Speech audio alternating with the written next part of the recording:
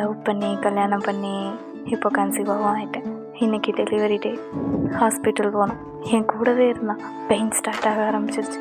அதுக்கு முன்னாடியே பெயின் வர வைக்கிறதுக்கு 3 மணி நேரம் என்ன நடக்க விட்டான். 40 ஊசியாவது போட்டிருப்பான்.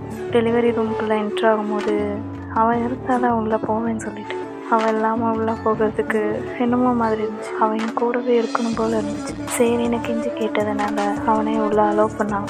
இறக்கமாக கையை பிடிச்சிட்டு 4 மணி நேரம் பெயின் தாங்கவே முடியல. இவ்வளோதான் பெயினை தாங்கி கத்தி கதறினாலும் 4 மணி நேரத்துக்கு அப்புறம் நார்மல் டெலிவரி பாசிபிள் இல்லைன்னு வாட்ஸ்அப் பண்ணி சிசரியன் பண்ணி விட்டாங்க. நார்மல் டெலிவரி பெயினுக்கும் ஸ்டிச்சிங், சிசரியனுக்கும் ஸ்டிச்சிங். எந்திக்கவே முடியல. படுத்தே இருந்தேன். அழுதுகிட்டே. எல்லாத்துக்கும் கஷ்டமாக இருந்தது. நான் கத்துனது, கதறினது, அழுது எல்லாத்தையும் பார்த்துட்டு பேபியை கையில் வாங்கினதுக்கப்புறம் என்கிட்ட வந்து ஒரே ஒரு வார்த்தை சொன்னான். சத்தியமாக யார் என்ன சொன்னாலும், இது என்ன குழந்தையாக இருந்தாலும் இன்னொரு குழந்தை நமக்கு வேண்டாம். இந்த ஒன்றே போதும். இந்த பூமியில் மனுஷங்க இல்லையா, குழந்தைங்க இல்லை, இந்த ஒரு குழந்தையே போதும். என்னால் இதுக்கு மேலே நீ அந்த பெயினை தாங்கிறதெல்லாம் பார்க்க சத்தியமாக முடியாது.